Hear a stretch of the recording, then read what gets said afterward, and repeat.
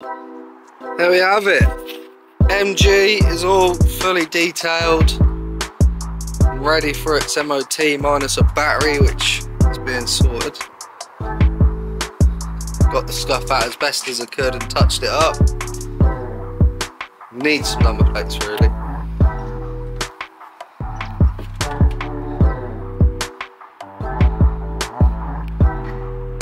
Not looking too bad. For something that was laid up for 10 years in a barn full of bird poo. Shame about the rear door. Insides are all clean. I have just got a bit of dust on the seat there. There we go. Looking pretty.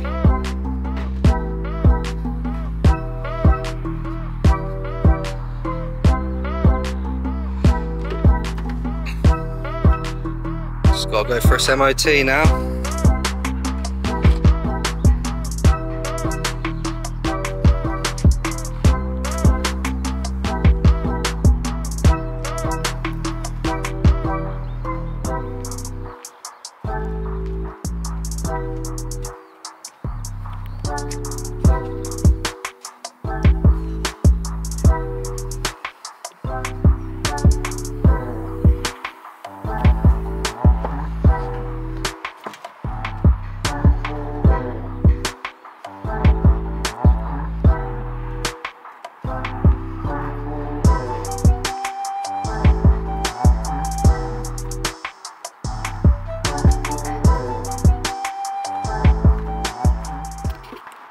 Here he is, he's back for the MOT station.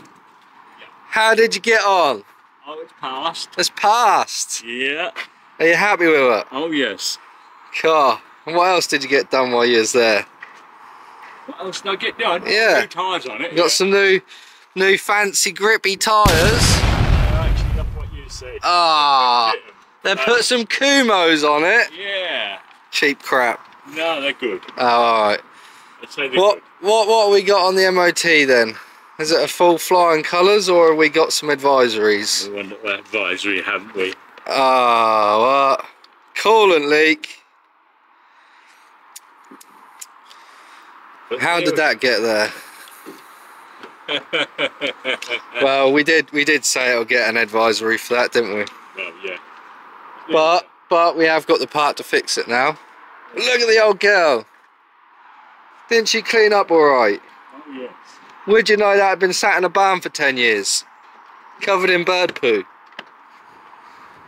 I sure as hell wouldn't afford it. Jesus Christ, it's gonna rain, isn't it? Yeah. You're gonna get her all wet now? Yeah. There we go. Sat in a barn 10 years. And back on the road within, what would you say, less than 2 weeks worth of work on and off. Is the main man happy with it? Oh, yeah. That smile says it all, doesn't it? Does that mean the old Mum Dad can go for scrap? No. What?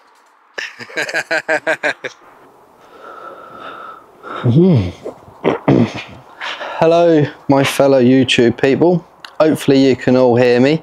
I've got some new microphones, so hopefully everything I do around here should come out nice and clear and you should hear everything I'm saying. So hopefully all is going well. The MG ZS passed its MOT on Friday. One advisory, which ain't bad going because I knew it was going to be there. And that was a leak on the thermostat housing, which we did replace with a cheap Chinese copy, of course. When you push this into the block, on the back of the water pump, the seal actually creased in half and split in two because of just cheap crap. Well, that's my theory anyway. So the plan of action is to put a plate of grease on this, push this into the back of the thermostat housing, put a bolt back in there. That should go into the back of the block. Dipstick houses on the front of there as well. One pipe straight off, that goes to the heater matrix or the heater core inside the car.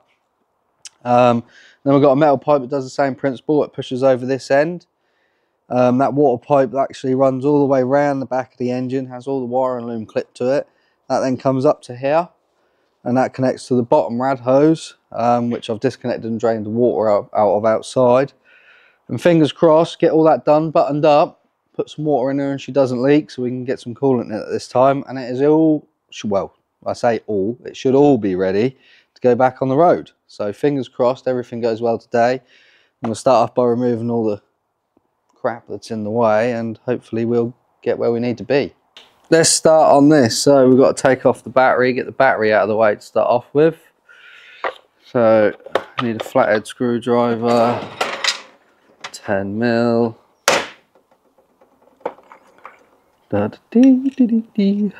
It's Monday, I really can't be bothered. I'm still a little bit ill.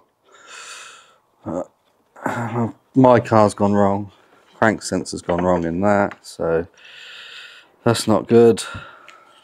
Really doesn't help me at the moment. But yeah, so we're going to remove the battery and we're going to get on with the air box. And then once we've done that, we'll start removing all the wiring from the thermostat housing, or the pipe to the thermostat housing. But we'll get as much access as we can start off with, just makes life easier. And fingers crossed, get this done, it holds some water and the MG is ready to go on the road. Fingers crossed. Right, that's that.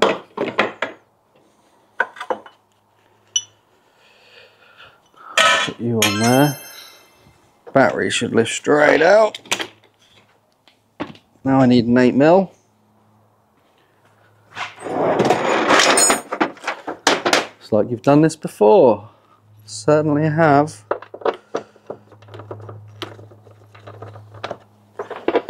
Bloody cars and cheap Chinese parts that just do not help.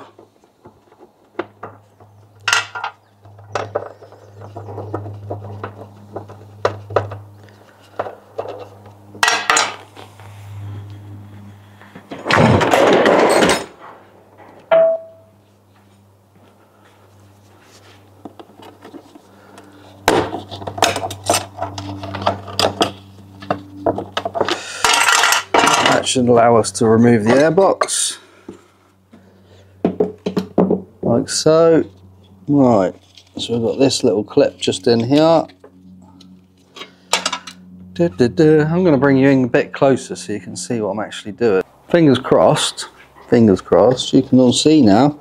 So this is one of the water pipes coming from the back, but you see this metal pipe here. This is the one what we need to get everything off so we can access everything. So I'm just going to go down with a ramp so I can get my hands in there.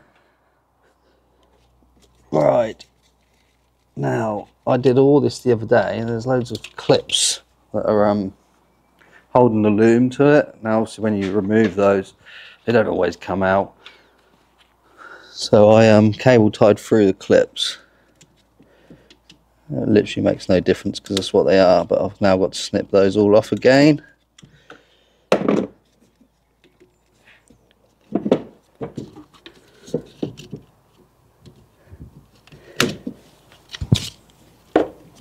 So there's one off. Don't need that no more. Where's the other one? The other one's right at the back, which was a pain to put on because it's behind the engine at the top. I should be able to get it from here. There we go, I think it got it. Yep, it got it. So that should now be the loom disconnected. Yeah, that's all out of the way. There is one wire that I do remove off the back of the engine. That is a crank sensor wire. Just because when you're moving the pipe about, it does catch it and I don't want it to break that. So that's now removed.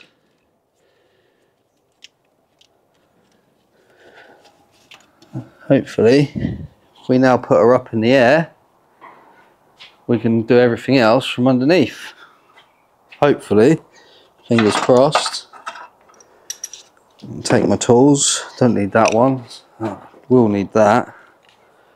So now we go up. what I'll do is I'll put you guys somewhere under here. Right, we have a water pipe there that needs to be removed, water pipe here that needs to be removed, and then there's a couple of 10mm bolts, and that should allow us to do what we need to do. So, big long flathead screwdriver is what I need. Hopefully this kiddie will do the job.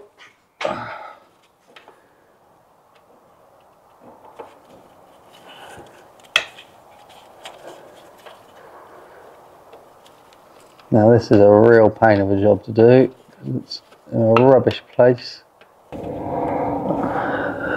need a light. I cannot see with the light coming through the workshop door today. Not that I'm moaning that the sun's finally out.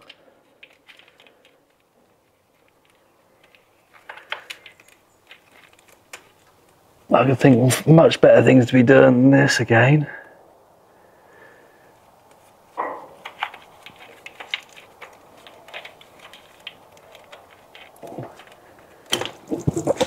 Yeah, nice one. Thank God there's not a lot of antifreeze in there. Well, that's one pipe.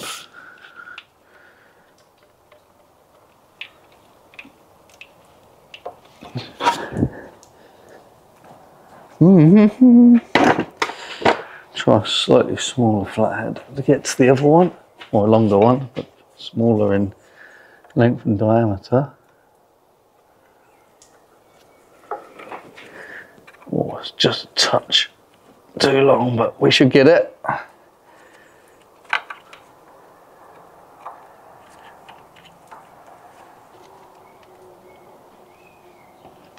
Oh, yep. Lovely, wet legs.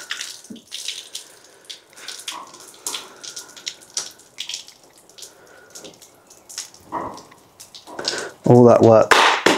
What? How did that fall out? Oh, I'm going to give that a minute because I don't want to be getting soaked doing this job. That should have drained enough water out of there now for me to grab my torch and remove the metal water pipe that's in there. That's the wrong way. This would save a bit of time trying to get it out. There goes one bolt.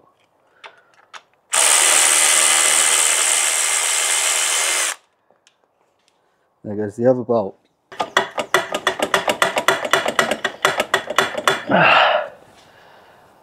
Maybe if I bring the car down, I can do it from the top, so we'll give that a try. Don't get my gun wet. Ratchet. Down we come with the ramp. Alright, let's see if we can wiggle this pipe out then, from the top. So this is the pipe we're on about in question. And as you can see, you don't get a lot of room to move it.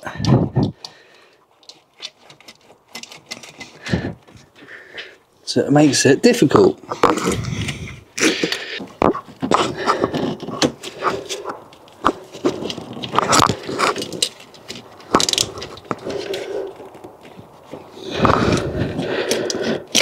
There we go, she's gone.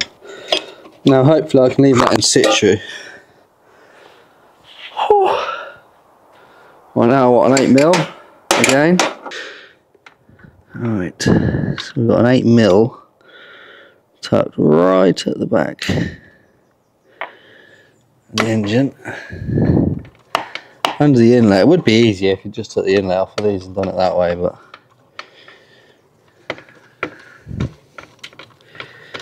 that means more gaskets, more seals, more work. Don't really want to be pulling all that apart if I can do it without.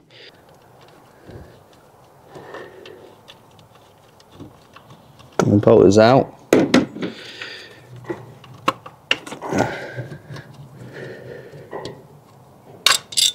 And there's the bolt.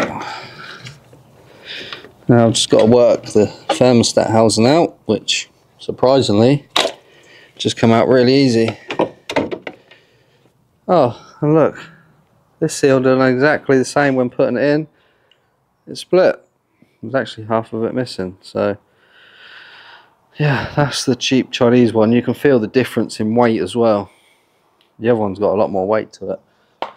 So that's scrap. That can go in the bin.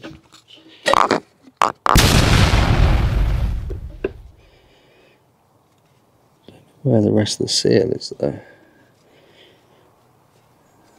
Oh, it's down there. It's fell out, I believe. So I don't know if you guys can probably just see that there. So, like, see that? You get camera guys up there. So we're just gonna try and wiggle our way around, make sure we've got no debris in the back of this.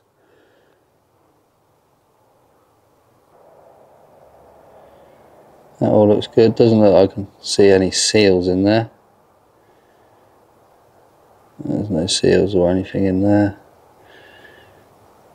So I'd say it's probably fell down the block when I pulled it out. So, no.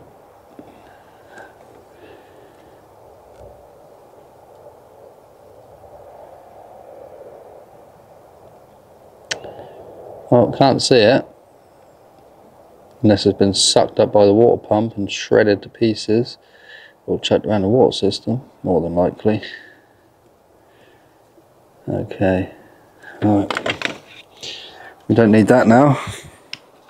Now what we need to do is get this new thermostat housing piped in. So I'm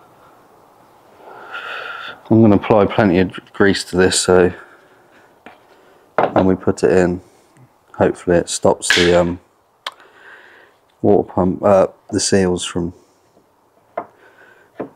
going mad. I would use a bit of Vaseline or something, but can't find it. A little bit of grease won't hurt around the edges. So I've got to get that down there, in there, around there, and line that up in there. Oh, do you know what? That pushed in like a glove. Last time was an absolute nightmare trying to get that in. Honestly, that has just gone in so easy. I cannot believe it. It just goes to show genuine parts work a lot better than these cheap Chinese rubbish. So, fingers crossed. Oh, I've just dropped my torch. Can't see now. Fingers crossed this is going to do the job for me without any issues.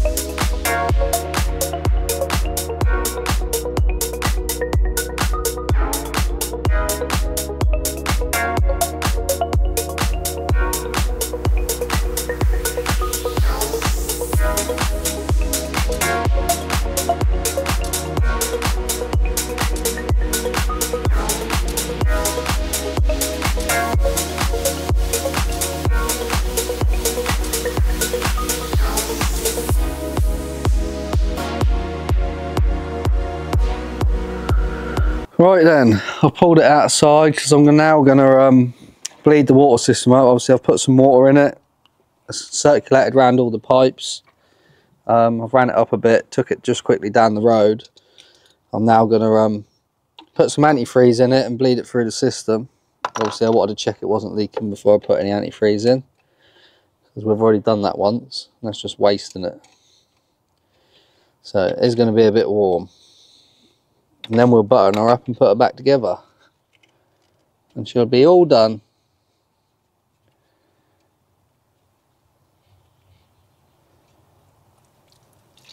Right, there's no airlocks in it,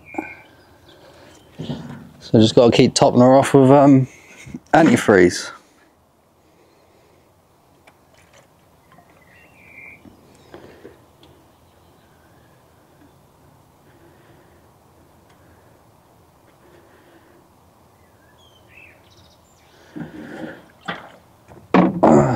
I'm going to start her up.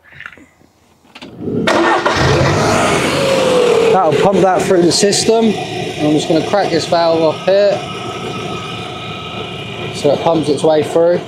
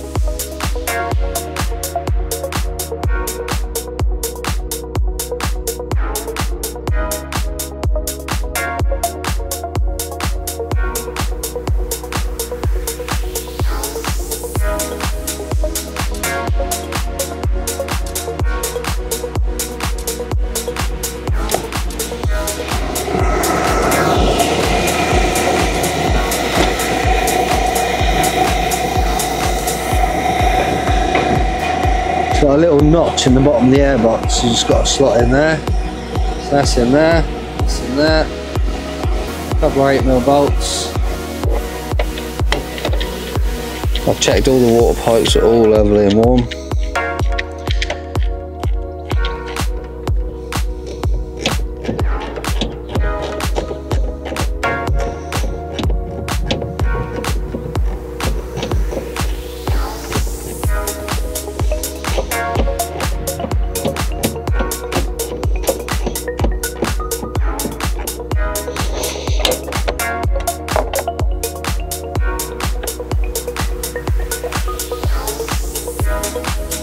Oh, right there.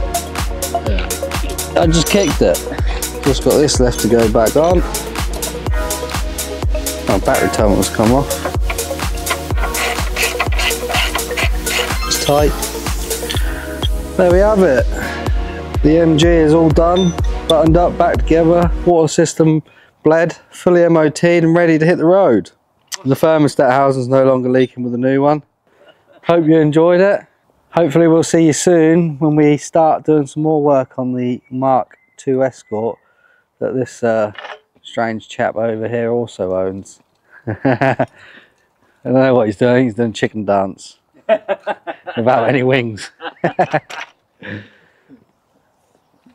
Are you happy? Are you happy with your MG? Yeah? Let's take it for a run. Take it for a run, alright, hang on. Stay tuned for some more. Off he goes in the MG. I think he's a bit happy.